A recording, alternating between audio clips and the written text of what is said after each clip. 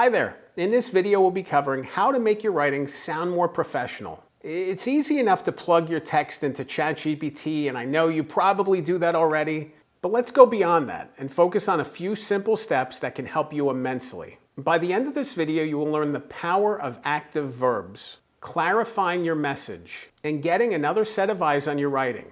And stay tuned until the end of the video for an opportunity I really think you're going to enjoy. Let's dive in.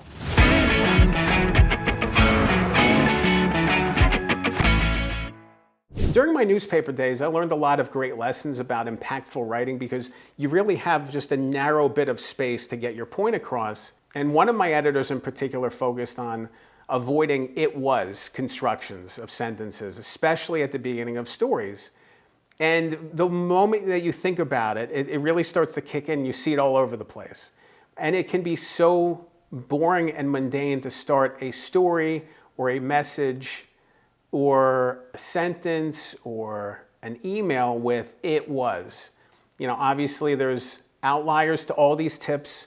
It was the best of times, it was the worst of times.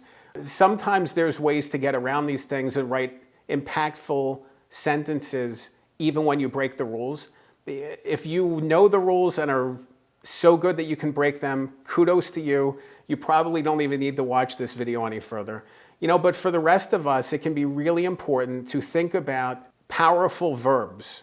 It was construction and was and being and be. There's always a better way to assert that, to bring those messages out. You know, think about those powerhouse verbs. You think about your most impactful storytelling. I think of a word like sugarcoat, or I think of a word like jackhammer or something. Think about these power words and how you can incorporate them into stories and into messages, getting beyond the basics of "it was" and, you know, very, very simple sentences can really help your stories to stand out. Another lesson from my newspaper days that really resonated is getting to the point, being direct. Jim Rome, the sports radio host, you know, he has a saying of "have a take, don't suck." And that's kind of where I think about these things too. Of like, if you have a message and you have something to say, like say it, stick to it, get to it quickly. You know, don't clutter it up with a lot of junk and gibberish. Like really be direct in what you're trying to say. You know, don't sugarcoat it, don't try to dance around the topic. You know, there's always ways that you can maneuver through something, especially if it's a difficult topic and a difficult conversation to be had. But I think a lot of times people dance around the issue, especially over email or in stories, and we're waiting as the reader to get to the point. Get to the point as quickly as you can, or give a reason why the reader should keep reading, because otherwise they're liable to tune out, they're liable to get confused, to miss it altogether. You want to be as direct as possible in the way that you're approaching the message for somebody. Another tip that I want to share with you is cutting out unnecessary words. Think about how often you use the word "very" in sentences and in your writing. Very is a good example. A lot of adverbs can be cut out as much as possible. There's certainly, again, outliers. I don't want to say that every single adverb should be, you know, erased from your writing, but the word "very." Think about the word "very" every time that you write, and go through your text and see how many times you write it. Cross it out and see if it still needs to be there. Maybe it doesn't. Maybe for style purposes it works, but maybe it doesn't need to be there. "Only" is another one. You know, there's so many different little words and phrases that can be trimmed down and pared down. Again, this is really about being as direct and to the point as possible. And the more unnecessary, superfluous words that you throw into your writing, the longer it takes for the reader to get to the point, and the less direct it is. So when you're going through your writing, think about the unnecessary words and remove them as much as you can. A big issue, especially in our text message, email world, is misspellings. And it's great to see some of the tools in place now to help flag those issues. Misspellings are a big no-no. Misspellings can really come off the wrong way. You know, it can be embarrassing to misspell things. So I think it's great to be able to take that moment to really review something, to spell check it, to see if there's any underlined red text, you know, when you see an email come through that you're typing. You know, when you're typing an email, for example, a lot of times the automatic spell checker will tell you if something's wrong.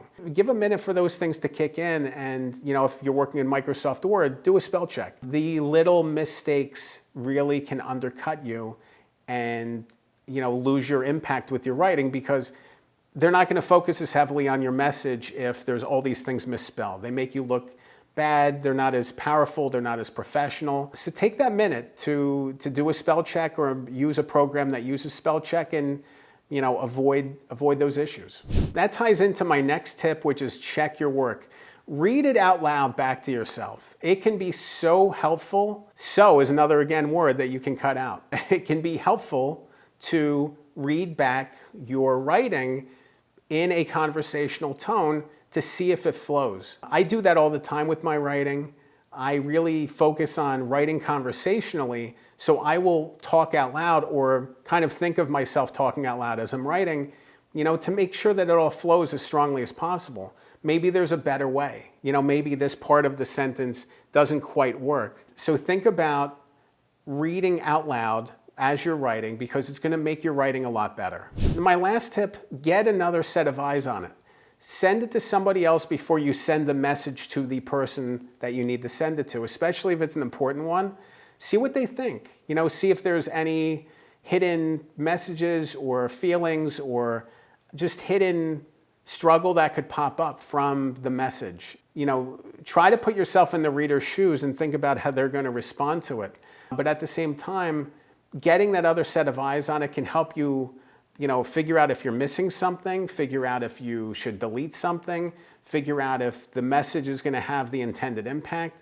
Getting that neutral third party to look at your writing before you send it to the person that needs to see it, it can be really impactful to just make your writing better.